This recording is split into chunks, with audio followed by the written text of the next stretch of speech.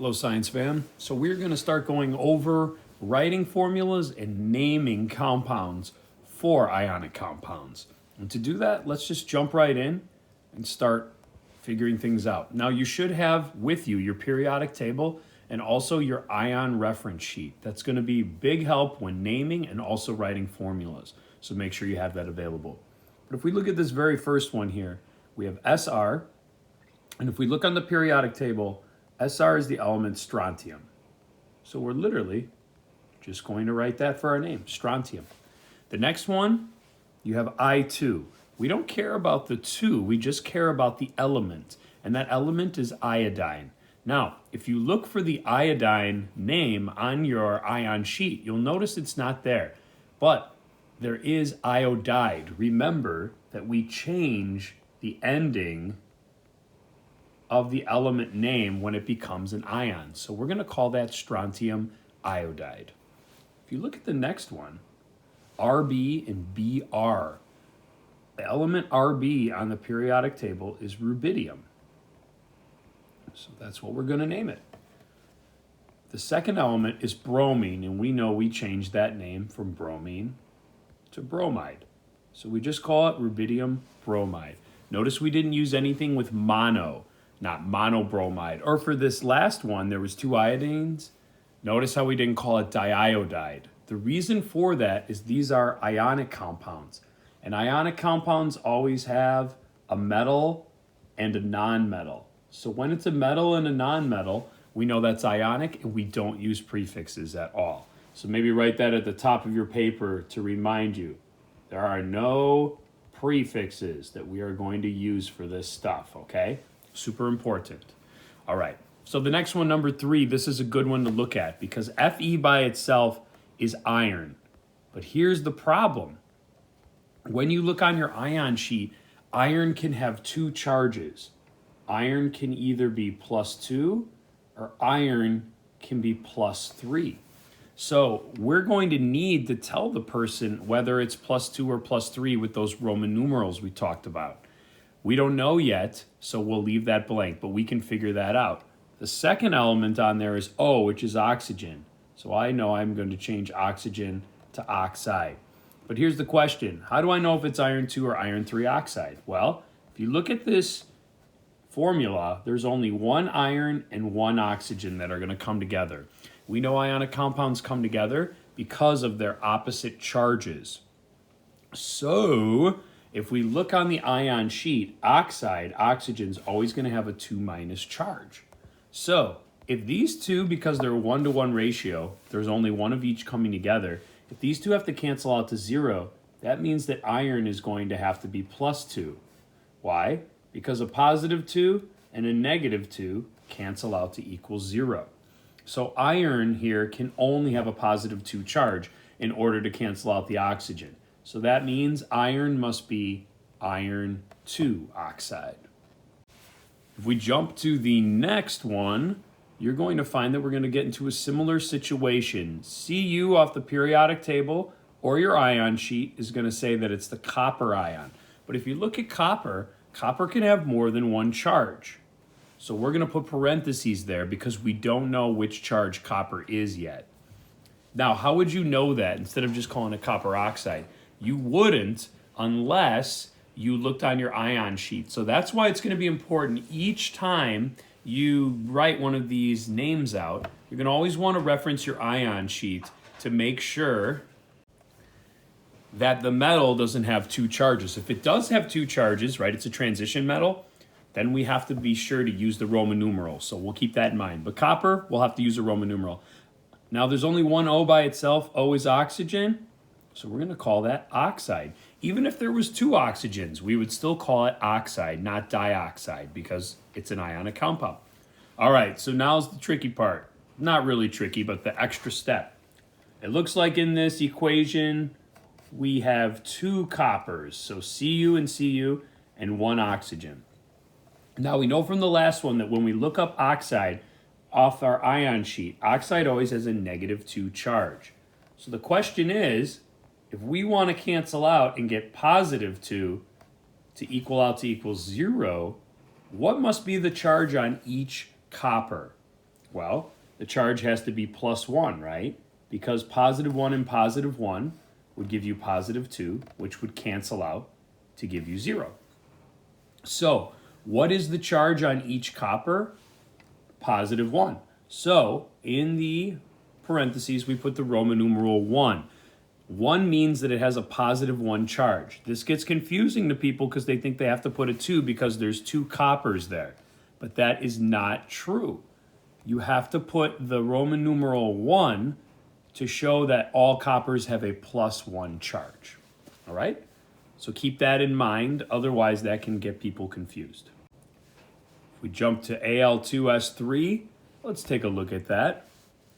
Al by itself is aluminum. And aluminum, when you look on the ion sheet, only has 1 charge, so we don't have to worry about using parentheses. And then S3, even though there's 3 of them, we're just looking at the element. S is sulfur, so the name changes to sulfide. Notice, even though that there's 2 aluminum and 3 sulfur, we don't have to use prefixes to name that. We just call it aluminum sulfide. It's nice and it's straightforward. If we take a look at number 6, LiF. All right, Li by itself is the element lithium. When I look on my ion sheet, lithium only has 1 charge, so I don't have to worry about a Roman numeral. The second letter is F. F is fluorine. And fluorine, we change to fluoride. So we call that lithium fluoride. Not lithium monofluoride, nothing like that. No prefixes in ionic compounds. If we take a look, though, at question number 7 here, now we're getting into some crazy things with parentheses. So this is something that we definitely want to be paying attention to. So if you look, it looks like the cation, the first thing is going to be Ca, a metal, calcium. The nice thing about calcium, no worries, is that calcium is all by itself. It doesn't have more than 1 charge, so we're just going to call it calcium. Now, PO4 in parentheses, that is a polyatomic ion. So it's all grouped together and has 1 name. So if you look on your ion sheet and scroll through till you find PO4 in parentheses, you are going to find that PO4 has a name called phosphate. So that's what we're going to name it. Calcium phosphate. It's as simple as that. Even though it looks a lot more complex now that it has the parentheses and a bunch of extra numbers, it doesn't make naming it any more difficult. In fact, all you have to do is find the name of it on the ion sheet and write it down. Doesn't matter that there's 2 of them. So we just call it calcium phosphate. All right, looking at number 8, we've got another thing in parentheses, so that looks like we've got a polyatomic ion. So 2 things broken down. Mg is first, that's a metal, that's magnesium. When I use magnesium, or I should say when I look on that ion sheet, magnesium only has 1 charge, so I don't need to look for a Roman numeral. It's just magnesium. Now, if I look on my ion sheet for NO3 stuck together, I'm going to find that NO3 actually has a name called nitrate. So even though that there's 2 nitrates, it doesn't matter to me. I'm just going to put nitrate as the name. So that overall compound is going to be called magnesium nitrate. Looking at number 9, BeSO4. You might think, whoa, there's a lot of letters there, some numbers, and I don't have a parentheses. Yeah, you're going to have to start being able to identify. If there's a polyatomic ion and there isn't more than 1, you don't technically have to put them in parentheses. But when you get more experience, you're going to see that SO4 is stuck together as a polyatomic and Be is by itself. So when I look on my periodic table, my ion sheet, all right, Be is beryllium, the metal beryllium, which is actually a quite toxic metal, right? So there's beryllium. That's 2 L's and 1 I. Sorry about my writing there with my finger. The last thing is SO4. If I look on my ion sheet, search in the S's section, SS, and we find sulfate. SO4 is called sulfate. Not to be confused with sulfite. That has a different number of oxygens. So anything with SO4 in parentheses is called sulfate. Last but not least, let's do number 10. We've got Na, sodium by itself, and then OH is stuck together. Notice it's not in parentheses because there isn't more than one of that polyatomic ion, but it is stuck together. So Na is sodium, and OH, when you look through it, it might be hard to find at first because it doesn't start with oxygen or anything with an O. It's actually called hydroxide. So OH is called hydroxide. And that's actually a really important polyatomic ion because that makes things like a base, a strong base. Something like Drano would have sodium hydroxide in it that could clean out your pipes and like eat through hair and gunk to make your pipes cleaner and clearer. All right, so we went through this entire sheet on writing the names for the compounds. Now let's focus on actually writing some of the formulas from the names. So we're going to go backwards. Again, have your periodic table ready and have your ion sheet ready.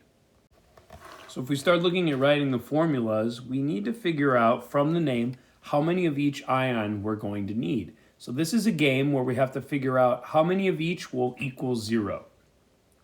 So first I look at the name iron 2. I'm going to look on my ion sheet for the iron 2 ion, and it's going to say that iron 2 is Fe2+. Okay, so iron 2 is Fe2+. If I look on my ion sheet, I'm going to look up the word iodate. And that's a strange sounding word, and it ends in ATE, so I'm guessing it's going to be a polyatomic. But let's look up iodate. Iodate on the chart is a polyatomic. It has 1 iodine and 3 oxygen in parentheses. And overall, that iodate has a -1 charge. All right, so now that we have the charges of both objects, we need to figure out how many of each you'll need to balance it out. Well, if you look, iron has a +2 charge, so there's already more positive charge than negative charge. So I think the simple thing to do would be to create another iodate. By having another iodate, you would then have that -1 charge as well, and those two -1s would add up to equal +2. So it looks like I'm going to need 1 iron for every 2 iodates. So to write 2 iodates, I'm going to put IO3 in parentheses because it's a polyatomic. If there's more than one, you got to put in parentheses. And then on the outside of the parentheses, write a 2, saying that there's 2 of those entire things. But that's how we would write our formula for iron 2 iodate. And the reason that works is because the +2 and the -2's added up equals 0. And that's what an ionic compound always wants to do. Up next, copper 2 acetate. Let's break it down. Copper 2, if you know the Roman numeral 2 means that it has a 2+ charge.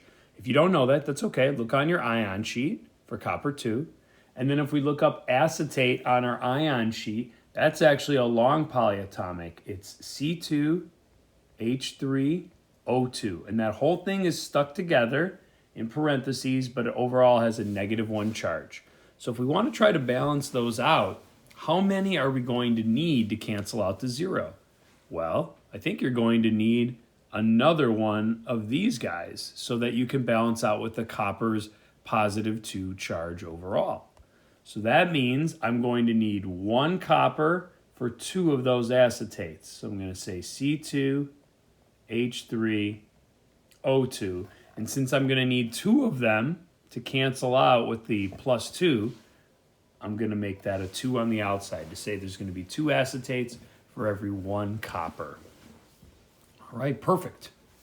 So again, we're trying to balance these things out. We just need to figure out what is the charge on each ion, and then that will tell us how many of each are needed. That's why we don't need to use prefixes. There's no need for prefixes because the charges tell us how many of each will be there to come together. So let's look up the next one. Sodium on my ion sheet is going to have a +1 charge. When I look up cyanide on my ion sheet, that's going to be a C and an N, and it has a -1 charge. So C and N combined together has a -1 charge. All right, well, if sodium's +1 and cyanide's -1, how many of each do we need to balance out? Just 1 of each. So that's going to become sodium cyanide. Now, technically, since there's only 1 cyanide, CN doesn't need to be in parentheses. But if it makes you feel better to keep track of the polyatomic, the thing that's stuck together, feel free to drop the parentheses in there. Eventually in college, a professor might get upset about that, but for now, if you're just trying to organize things, I'm totally fine with that. Okay, well, let's look at question number 4. We have mercury 2-phosphate. Ooh, so we have a Roman numeral. When I look at mercury 2 on my ion sheet, it says it's Hg2+. So the symbol for mercury is Hg, and the charge is 2+ because it's mercury 2. I'm then going to look at the word phosphate. When I look at phosphate on my chart, it looks like, ooh, there's a phosphate, phosphide, and phosphite. Don't get confused. Use the proper spelling. Phosphate is PO4, so it's a phosphorus and 4 oxygens, and they're stuck together, and overall it has a -3 charge. Okay. How are we going to get those to balance out? Let me work my work off to the side. I'll need a little bit more room, but we can do this no problem. All right, so if mercury is a 2+ charge and phosphate, PO4, has a 3-, even if I give myself another mercury, 2+ and 2+ give me +4. It's not going to cancel out with the phosphate to make 0. So it looks like I'm going to need another phosphate. If I do that, that ends up giving me a -6. So I'm going to need another mercury here to give me +6 overall added up. So what does that mean for my formula? Well, I've got 1, 2, 3 mercuries. So I'll write 3 mercuries in my equation using the subscript 3. And I have 1, 2 phosphates. So that means I'll write PO4 for my phosphate. And since I'm having 2 of them, I'll put that little subscript 2. And that'll give me a nice balanced formula. Awesome. Rock and roll. Let's try one more of these. Tin 4 bromite. Woo! We've got ite in there, which sounds like a polyatomic. We've got a Roman numeral. Man, they're keeping us busy. So I'm just going to look on my ion sheet. Tin 4. And when I scroll to it, it says tin 4 is SN4+. Okay? So tin has a 4+ charge. I'm then going to look at bromite. Not to be confused with bromate, bromide, and bromite. Bromite is something specific. So bromite, according to my chart, is BrO2 in parentheses. So that's a polyatomic ion. And it has a -1 charge. All right. Well, if my tin has a +4 charge and my bromite has a -1, how many bromites am I going to need to cancel out with tin? I'm going to need 4 total. So when I write that equation out, I'm going to put tin, only one of them, and then for bromite, BrO2, I'm going to put that in parentheses and say that I'm going to need 4 of those to cancel out with the +4 charged tin.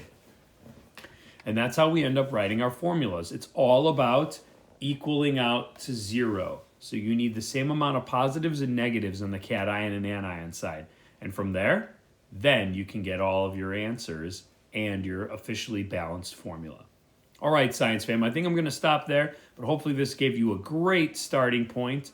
And from there, it takes practice and time. So take your time, use the periodic table, and also use your ion sheet. That'll be super important. Best of luck. Take care.